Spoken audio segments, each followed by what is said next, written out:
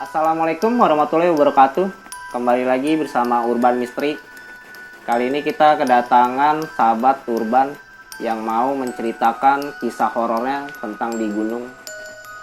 Sebelumnya gue mau memperkenalkan diri dulu. Perkenalkan, nama gue Dil dan di sini ada Debleng. Dia bakal nanti menceritakan kisah horornya di gunung mana, Bleng? Gunung Kerinci. Jambi. Oh, Jambi. Nah, gini, Bleng. Itu awal ceritanya gimana, Bleng? Boleh diceritain nggak ke teman-teman Urban semua? Jadi awalnya sih pas 2017-18 deh kalau nggak salah. Itu gue berangkat ke Jambi buat sertifikasi. Sertifikasi ABGI. Nah terus di awalnya emang udah ketinggalan tiket pesawat tuh waktu itu. Nah terus gue ke sana setelah ABGI, gue ke Danau Kaco dulu. Danau Kaco lu? Danau Kaco itu sekalian tes medan kan, ngeliat medan katanya kan lumpur segala macem. Nah gue bikin perbandingan tuh. Awalnya gue pakai sendal ke Danau Kaco. Ke sendal? Pakai sendal. Emang di sana boleh gitu? Sendal? Boleh, dia nggak ada peraturan kayak gunung gede gitu. Terus habis ke Danau Kaco, ke Danau Tujuh. Danau Tujuh? Nah, Danau Tujuh gue pakai sepatu tuh. Maksudnya Sepatu ya? iya buat lah, gitu. ngebandingin ya kan, enak mana nih pakai sendal apa pakai sepatu buat di Kerinci. Nah terus akhirnya gue mutusin buat ke Kerinci naik sendal, pakai sendal. Lu naik Kerinci pakai sendal? Kerinci pakai sendal, soalnya pas becek debel kan emang di sono setiap jam 12 ke atas pas lagi gua naik itu emang ngaruh banget ya, hujan ngaruh banget ke becek alas dah kaki gitu ya? Jadi mager lu pakai sepatu? Iya, berat, lembab segala macam kan, mau pakai alas kaki gua lapisin pakai plastik juga mager banget. Anjir.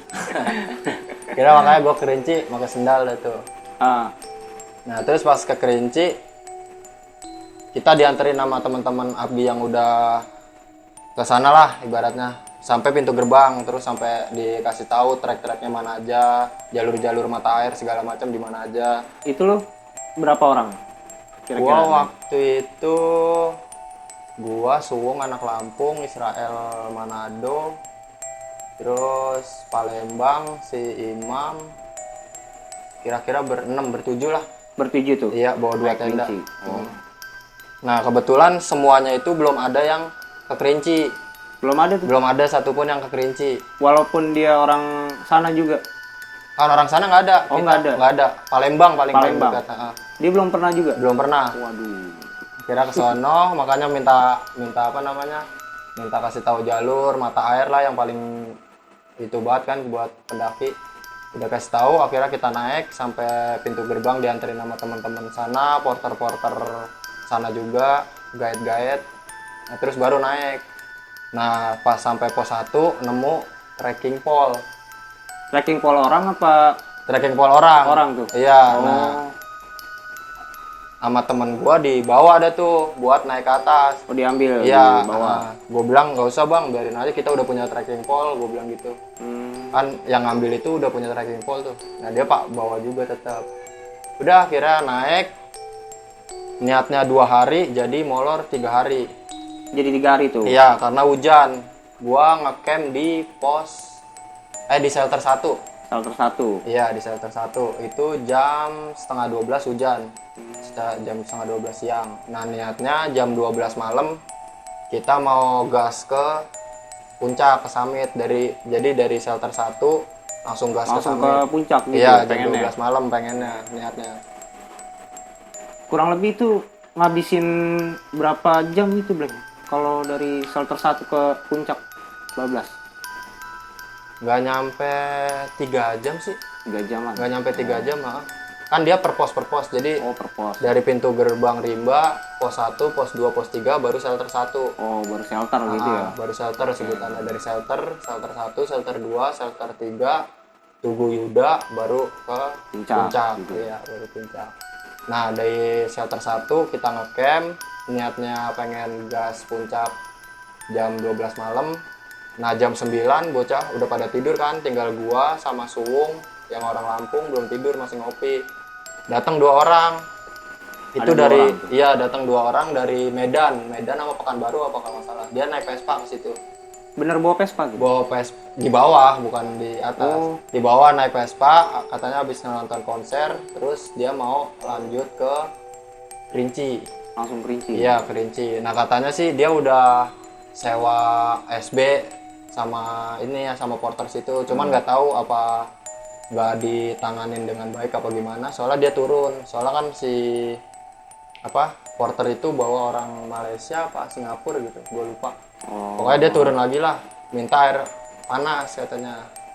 Satu orang nyamperin gue minta air panas, terus gue bilang ya udah sok bang, gue juga lagi ngopi, gue bilang gitu. Ya udah bang. Nah yang satunya nyusul tuh dari belakang, nyusul terus bilang bang, gue boleh megang termosnya nggak? Atau kayak gitu. Gue bilang ya udah pegang aja bang, dingin ya, gue bilang gitu. Iya bang, parah dingin banget. Nah pas megang gini, tiba-tiba kayak pingsan ke belakang gitu, kayak geledak ke belakang. Kan dia ini termosnya misalkan dia megang gitu, terus langsung balik ke belakang gitu kan, semi turun gua ngepemnya. Terus gua tarik gitu, set, bang apa nih, hipo ya, gua bilang gitu. Nggak tahu bang, udah temen gua yang dari Lampung gua bilang, ini nih hipo gua bilang gitu. Langsung dibawa ke tenda satunya, temen gua dibangunin suruh pindah semua kan. Dipelukin sama temen gua bilang itu kelambinnya buka sih, cuman apaan sih gua ngomong.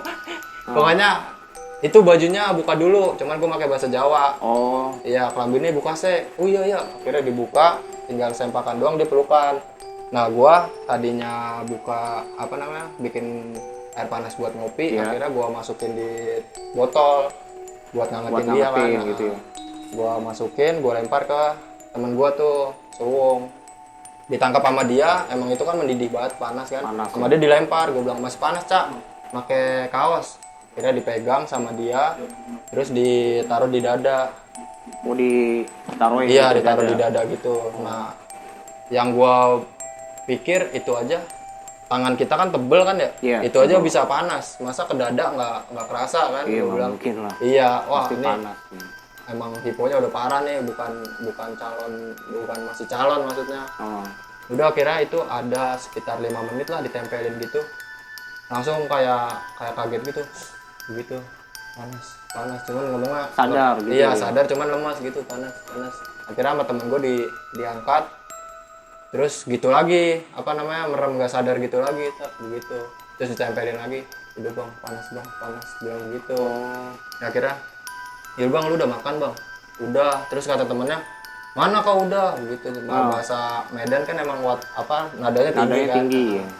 Mana kau udah gitu. Makanlah itu. Udah mual gitu ya.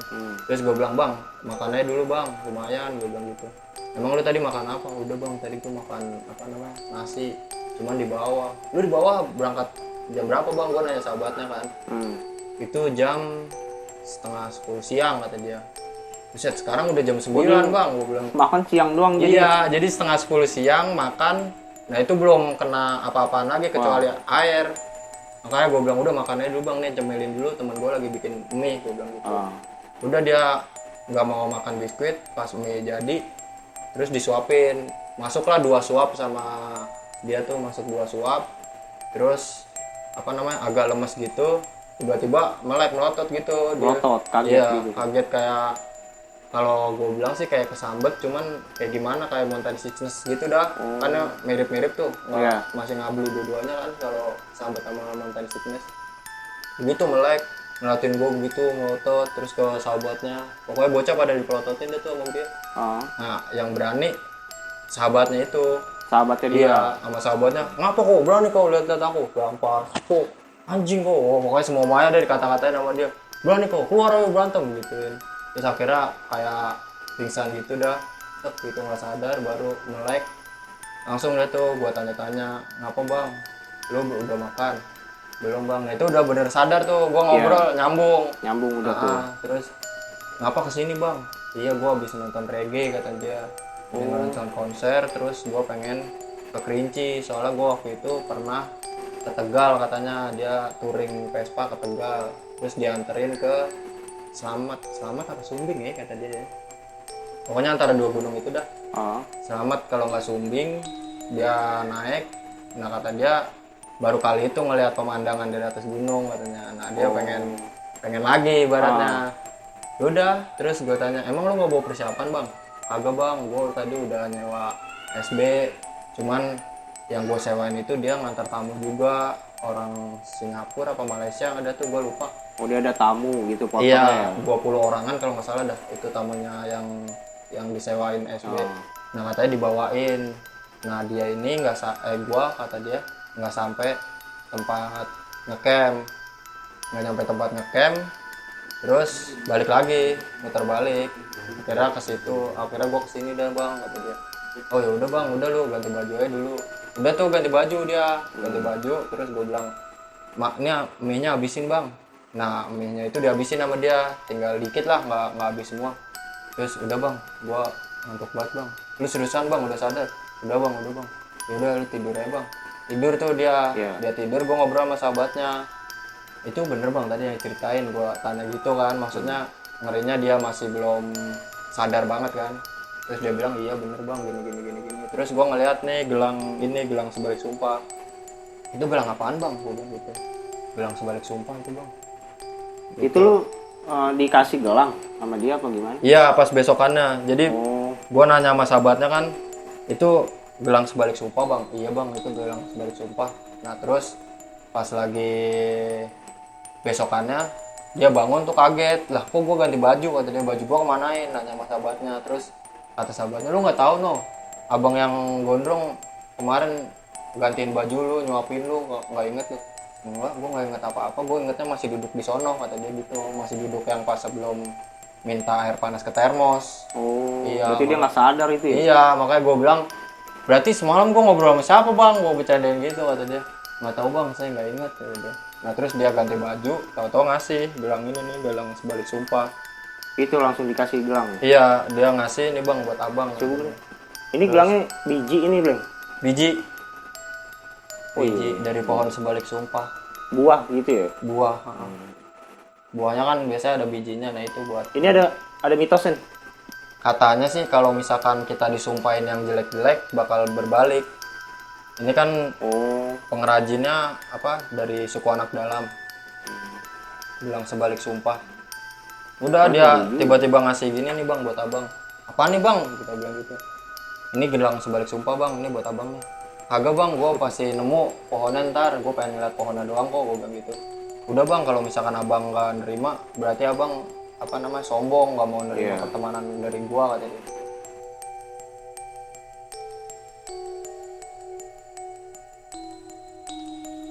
nah itu lu habis dikasih gelang langsung naik apa gimana? Pas lagi abis ngasih, terus dia turun, gua makan, packing, abis itu naik, pindah ke shelter 2. Shelter 2 emang rencana ngecamp di shelter 2, soalnya di shelter 3 kan terlalu kebuka. Nah terus emang cuacanya lagi kurang bersahabat, angin gede gitu kan. Akhirnya gue putusin di shelter 2, kebetulan emang kena hujan juga. Sebelum sampai shelter 2 emang udah keguyur hujan duluan. Iya, udah hujan. Terus gua buka tenda, bermalam di situ. Baru besoknya jam 5-an lah, setengah 5 jam 5-an kita summit ke puncak. Iya, lewatin shelter 3, terus Tugu Yuda, terus ke puncak. Nah, itu kan emang gua pakai sendal tuh ya. Itu dinginnya parah banget emang dia. Ibarat iya kayak gimana ya, kayak kaki tuh kayak disiletin dah, dingin banget, emang dingin parah itu. Terus akhirnya matahari terbit, gue ngejemur dulu tuh, gue ditinggalin sama bocah rombongan pada naik. Nah terus gue lanjutin jalan, terus ibaratnya gue jaraknya kan jauh banget tuh, gue terakin tuh bocah. Nah bocah nggak ada yang tahu kalau gue bawa nanas. Bawa nanas kan seger banget tuh, gue niatnya pengen di puncak, cuman gue ngeliat kan wah jauh banget nih, gue ngeri kan treknya nggak begitu kelihatan jelas, cuman apa namanya, cuman kayak tiang-tiang berapa kilo gitu doang. Udah gue panggil bocah, "Woi, mau nanas nggak?" Gue bilang gitu. "Sini cak, sini aja turun kalau mau." Akhirnya kayak estafet gitu, no, dia bilang bawa nanas.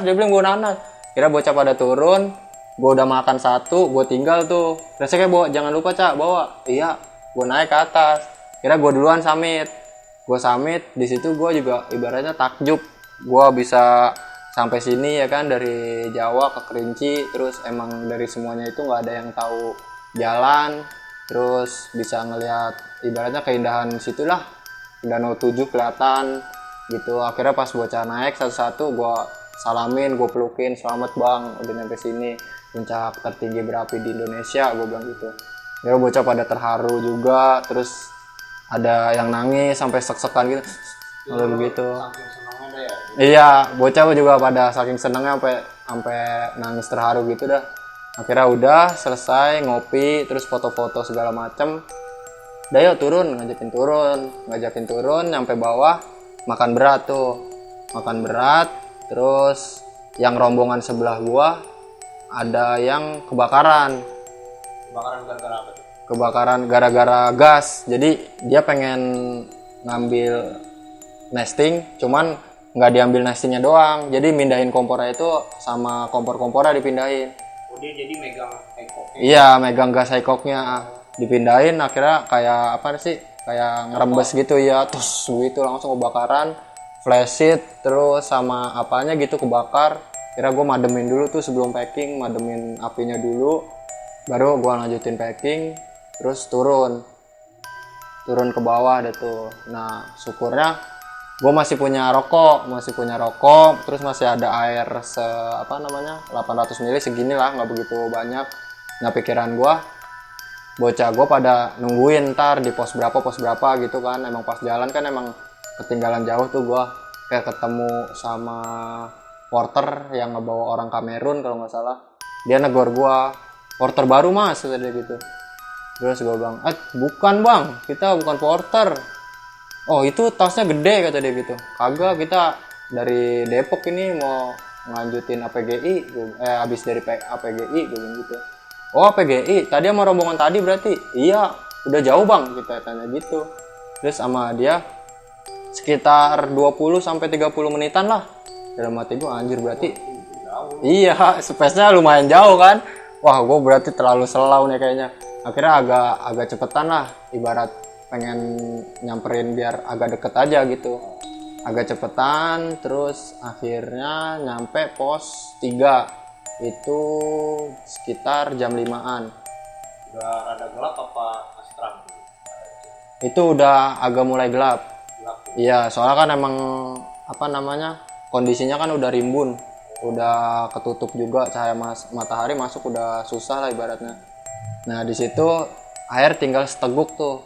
Nah gua kondisi aus, terus temennya kan cuman rokok doang ibaratnya. Nah pengen gua minumin abis, terus mau ngambil air di mata air, mau gua minum abis, mau terus langsung turun. Iya pikirannya itu doang kan. Terus akhirnya ya udah gua abisin minum, terus gua matiin ini lagu. Kan sebelumnya tadi gua dengerin lagu, terus mikirin buat soalnya gua udah mikirin entarnya gua pasti ketemu maghrib di jalan. Paling target gua jam 7, jam setengah 8, jam 8-an lah udah nyampe bawah kan. Makanya gua matiin lagu buat ntar pas lagi maghrib, soalnya gua bakal ngiranya iseng banget. Udah gue matiin, terus gue lanjutin turun. Nah awal mula itu kayak ada balok gede banget gitu, jatuh, wah begitu. Kaget dong gue tak astagfirullahaladzim. Gue nengok ke kiri gitu, cuman harusnya kalau ada balok apa kayu gitu jatuh, harusnya ada yang bergerak kan, goyang. Kayak cuma suara doang lu? Iya, cuma suara doang. Pas jelas banget Dil, soalnya kenceng banget gitu, jedar begitu. Langsung gua ngeliat ke kiri, daun gak gerak, terus nggak ada kumbang yang terbang apa burung yang terbang, pokoknya kayak nggak ada apa-apa gitu, kayak cuman suara doang. Terus pikiran gua pas lagi suara gitu, wah gua ngerinya ada datuk macan. Kalau orang sana kan nggak boleh pantangan ngomong macan, ngomongnya datuk. Wah jangan-jangan datuk, apa jangan-jangan suku anak dalam. Gue udah mikir udah ngobrol dalam sendiri gitu, apa jangan-jangan suku anak dalam ini, pikiran gue gitu. Cuman nggak mungkin, nggak ada yang gerak, paling halu, gue mikirnya gitu. Terus gue jalan, pas buat belok ke kiri, udah pikiran gue ini mana ke suara tadi yang kayak balok jatuh itu. Udah tuh dari situ udah mulai nggak karuan dah pikiran gue udah. Terus pikiran gue kan mau nggak mau gue harus jalanin kan. Iya. Iya, soalnya itu jalur satu-satunya buat ke bawah. Terus kalau gua pengen diem juga nggak ada apa namanya, nggak ada air, terus nggak ada jawaban lain maksudnya. Ya mau nggak mau lah gue terusin kan.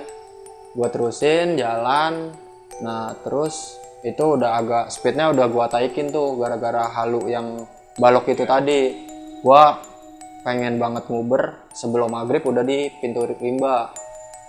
Berarti lo kebut tuh. Iya, gua kebut. Terus di belakang gua itu kayak ada suara kayak jejak kaki gitu. Keceplak begitu. Suaranya deket, cuman hilang-hilangan Dil. Tapi jelas tuh gitu. Jelas banget. Jelas banget itu. Itu suaranya deket banget kayak di belakang gua pisan, cuman hilang-hilangan. Nah, gua mikirnya ini bukan orang nih, pikiran gue udah begitu. Soalnya kalau misalkan emang deket, biasanya suaranya ada terus. Ya udah keceplak ada terus aja gitu. Nah ini ada terus hilang. Akhirnya gue penasaran juga kan. Akhirnya gue bacain Al-Fatihah, terus Al-Ikhlas, Anas, ayat kursi dah andalan gue. Ayat kursi 3 kali, gue tengok ke belakang. Bener kagak ada apa-apa dia. Kosong. Makanya gue bilang, bener nih, bukan orang nih mah, ada apa-apanya nih. Udah speed gue nambahin, jeblos tuh. Udah tadinya yang milih jalur biar nggak becek, itu mah udah jalan baik, udah yang penting gue cepet aja. Jeblos. Tahu sendiri kalau pakai sendal kan, nggak bisa langsung ditarik begitu. Ditarik gitu putus, urusan lagi ntar gue nyeker. Udah akhirnya gue tarik pelan-pelan, jalan lagi, nyeblos lagi, terus begitu terus sampai itu hampir gua rasa sih maghrib deh itu kayak tongerek segala macam dah, kumbang bunyi semuanya dia. Bunyinya barengan ya, begitu. Itu sampai nyebut di tengah hutan gua dia pas lagi bunyi astagfirullahaladzim, sampai teriak sendiri gitu dalam hutan, astagfirullahaladzim, apaan nih. Cuman feeling gue, apa ini maghrib kali, pikiran gue udah begitu. Nah terus gue jalan, terus ketemu air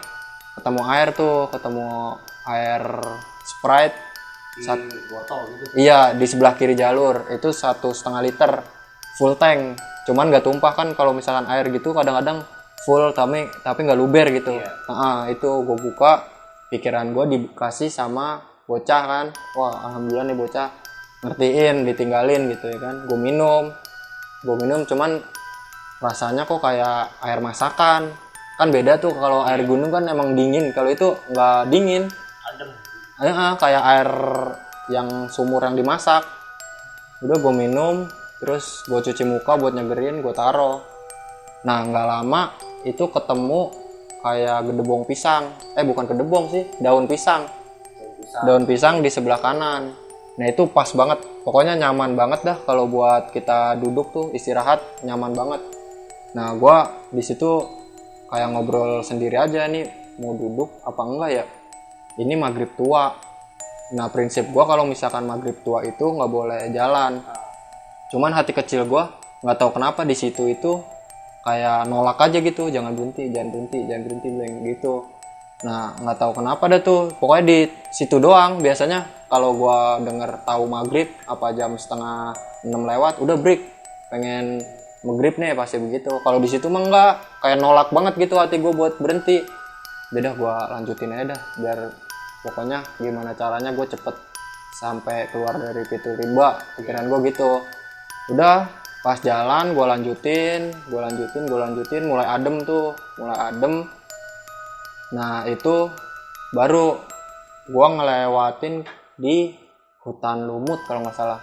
Itu hutan lumut apa pos 2 duluan gua kurang ingat juga dah. Pokoknya pas di hutan lumut itu kan tahu sendiri kan, hutan lumut yang di Argopuro ada juga ya.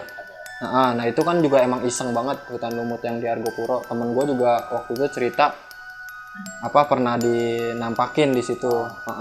Kayak ada yang ditarik gitu temen gue pas di hutan lumut. Makin halu aja pikiran gue. Iya. Wah iseng banget dah. Nah terus gue bilang nih halunya jangan sampai ke situ kek. Gue bilang gitu. Udah gue sepanjang jalan wirid nggak pernah putus. Pokoknya nggak ada jeda buat ngelamun lah. wirid terus. Nah terus pas gue lihat jalur gini kan ke bawah tuh, nah pas di ujung mata kan kelihatan ya, di ujung mata ya itu kayak ada sinar Dil, sinar kayak lampu Petromax, kayak apa nah, lampu 5 watt tuh yang buat ayam. Iya begitu, itu di ujung mata. Nih apaan lagi dalam Sebelah kanan. sebelah kanan.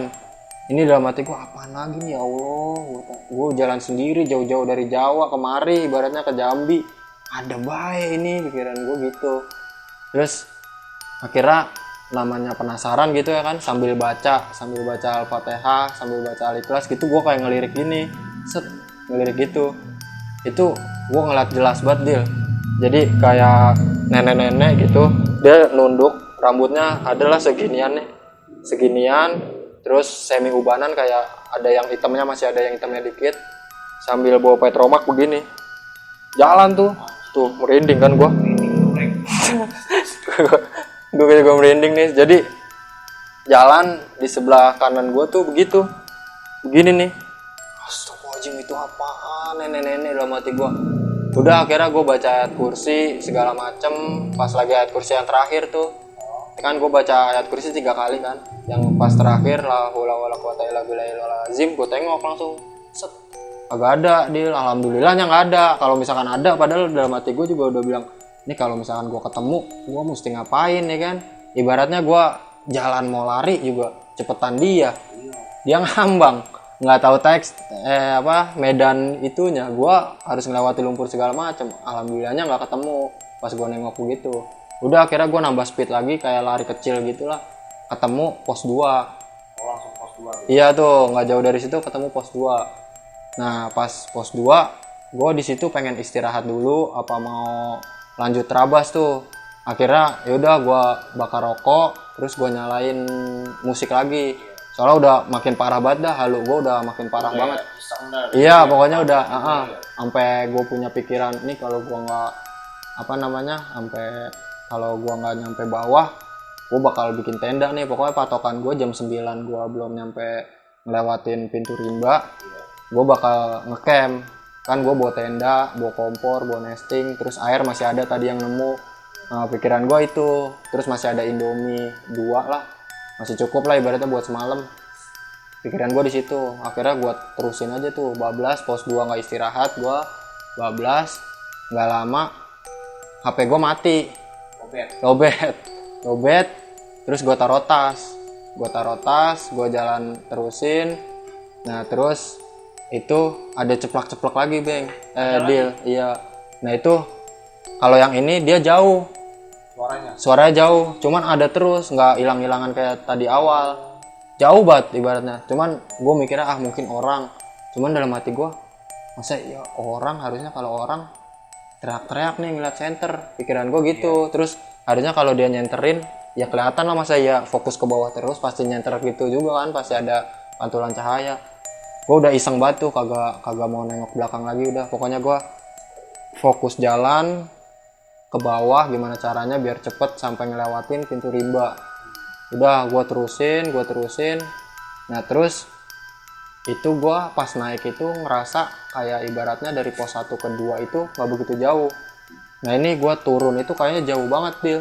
Jadi ngerasa jauh gitu ya? Iya ngerasa jauh. Terus nggak tahu gue kena setan keder apa nggak tahu emang medannya kayak gitu. Pokoknya gue ngelewatin kayak gitu lagi, lumpur bercabang 2, di tengahnya kayak ada tanah keras. Nah gue lewat di situ 2 kali. Nah pas lagi pegangan kan, dari akar ke akar gue pegangan gitu, baru keinget, anjir gue barusan perasaan gue kayak gini dah.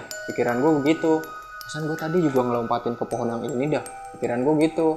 Udah akhirnya dari wirid tetap gue baca lagi ke Al-Fatihah lagi, ke Al-Ikhlas lagi, ke Anas lagi, terus ke ayat kursi 3 kali. Udah gue ulang-ulang, ketemu pos.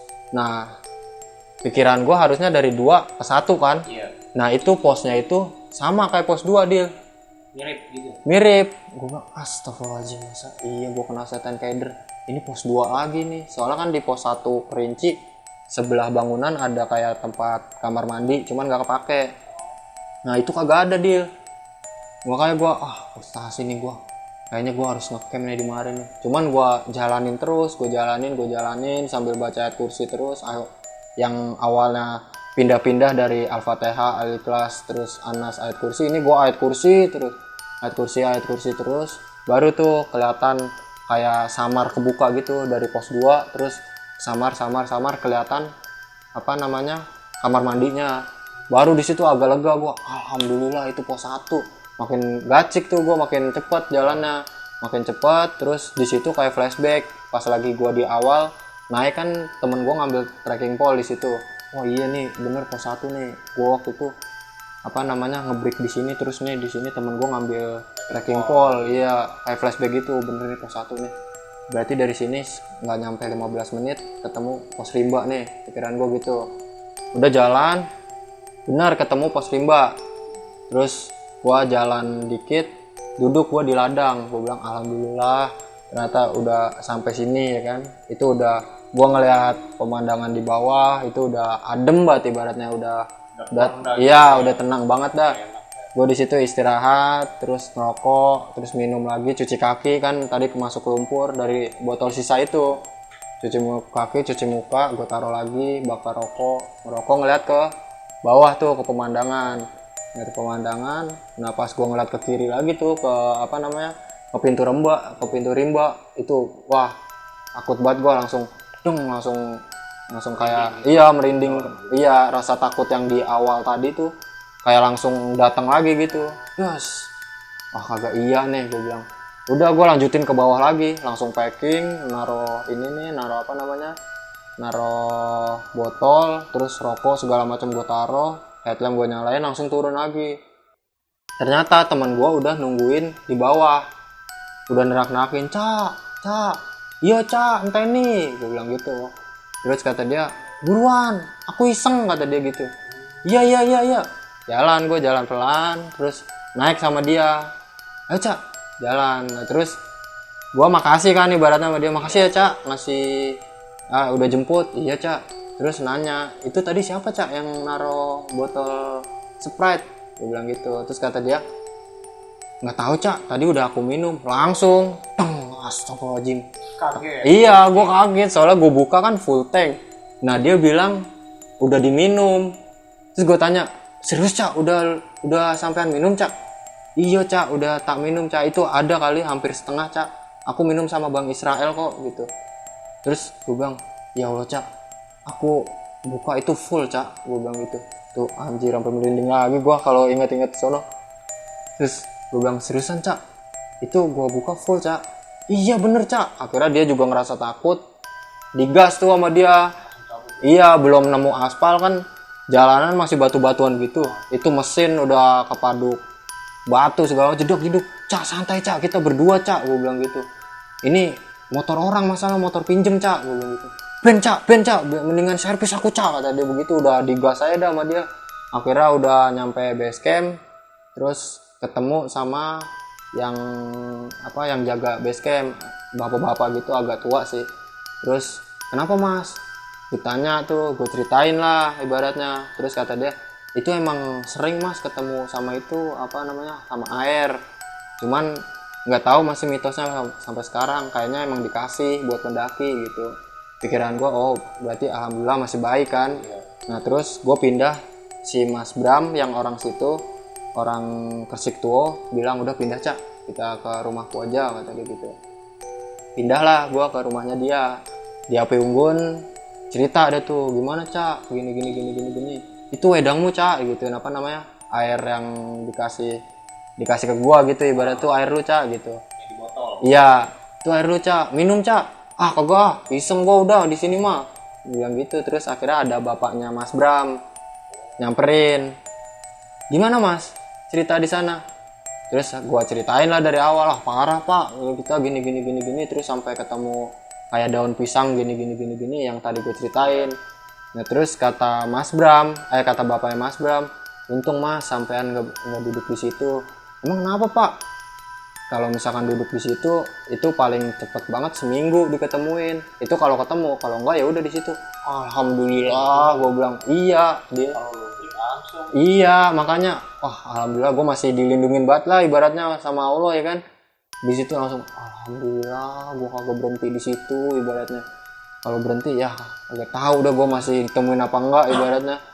Udah akhirnya dari situ udah diceritain tuh sama dia, kan imigran ke Jambi, dia ngebuka lahan segala macam, diceritain sama dia kayak gimana situasi di sana terus kayak gitu. Nah pas gua nanya yang soal nenek-nenek itu, dia juga bilang iya ada mas, cuman aku cuman udah pernah waktu itu diceritain sama orang sini, cuman aku lupa namanya, kata dia gitu. Nah pas kemarin baru tahun lalu kayaknya gua kan ke Jambi lagi tuh, ke Tebo buat edukasi ular. Nah gua di sono gua penasaran dong masih kan, itu yang gua lihat apa sih sebenarnya ibaratnya gitu kan. Gue cerita sama orang sana, itu waktu itu di Simpang Kawat di kota. Gue nanya sama orang sana, terus gue ceritain segala macam. Oh nenek-nenek, bye kata dia gitu. Iya, itu suku Bunian kata dia. Nah gue nanya gitu juga, dia suku Bunian apaan? Dia manusia apa gimana? Enggak, dia suku makhluk goib, cuman namanya suku Bunian kata dia gitu. Nah terus ibaratnya gue belum percaya pasti lah, gue nanya lagi sama ke yang lain, terus kata yang lain ada yang bilang itu hantu birau, cuman biasanya itu cuman ini doang cuman diliatin kayak sepintas gitu doang set. Gitu ya. Iya, nah dia juga heran, baru lu nih yang cerita sampai lama begini. Biasanya hantu birau tuh dia cuman sepintas saja nongolinnya, nggak pernah sampai lama. Lu bayangin aja, lu baca Al-Fatihah, Al-Ikhlas, Anas sampai ayat kursi dia masih ada. Cuman gua nggak tahu nih itu hantu birau apa enggak. Dia bilang begitu. Gue bilang ya udah dah, yang penting gua udah ngelewatin dah dari masa itu, gua bilang gitu kan. Gitu. Itu emang Itu hantu birau sama hantu apa tadi yang lu bilang? suku Bunian. Suku Bunian. Iya. Berarti sebutannya gitu ya. Sebutan masyarakat lokal itu namanya.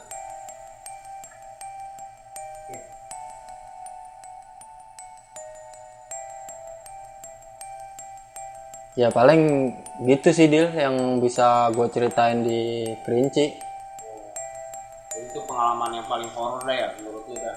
Iya yang paling horor soalnya emang gue jalanin sendiri gitu di tengah hutan kan. Biasanya kan emang ada temen apa sendiri berdua apa rombongan. Ini emang bener-bener gue sendiri, udah gitu di jauh lah ibaratnya, bukan di Pulau Jawa kan. Gue nggak tahu mitos di situ. Kalau misalkan di Jawa kan ibaratnya kita udah sebagian tahu lah apa aja nih mitos yang di sini segala macem kan, masih bisa ini kita terka. Kalau itu emang bener-bener buta, ibaratnya buta sama daerah setempat kayak gimana ya kan. Terus itu ada hubungannya nggak, Bang? Yang perlu dikasih gelang itu? Nah sampai sekarang gue juga masih belum paham sih. Tentang gelang itu ya? Iya maksudnya gara-gara gelang ini apa gimana. Soalnya kan waktu itu gue juga dikasih sama temen gue kayak kalung taring babi gitu. Cuman kata temen gue yang bisa itu ada ketuanya, ada yang nunggu, nggak tahu lah ibaratnya. Kalau gue kan emang suka make-make aja buat hiasan aksesoris kan.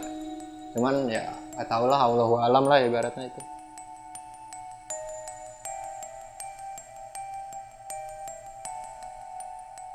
Oke, Blank, thank you udah bagi-bagi cerita nih ke teman-teman urban.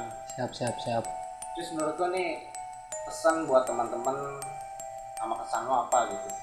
Bisa lo sampai nggak?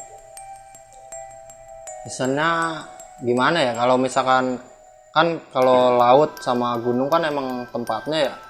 Nah kita datang ke situ ibaratnya kita sebagai tamu, ya bersikaplah sebagai tamu gitu, jangan sembrono kayak tamu masuk ke rumah, ke tuan rumah aja, jangan main ambil apa ya, ibaratnya masuk salam, terus jaga etika lah ibaratnya.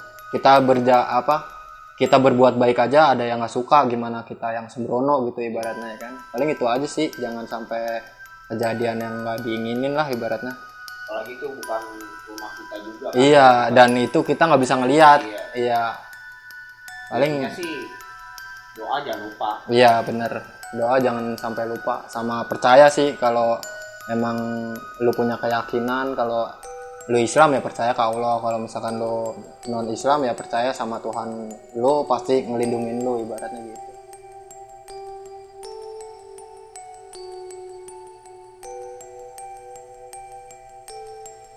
Oke, terima kasih buat Debleng yang udah bagi ceritanya ke channel kita.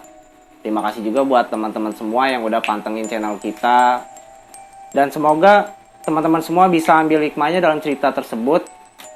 Dan jangan lupa buat teman-teman semua yang punya cerita tentang horor atau mistis dalam pendakian, bisa langsung DM aja di Instagram kita. Nanti di situ ada di deskripsi untuk Instagram kita, dan jangan lupa di komen, di share, dan di like. Mohon maaf bila ada salah-salah kata dari kita atau ada yang kurang. Terima kasih buat semuanya. Assalamualaikum warahmatullahi wabarakatuh.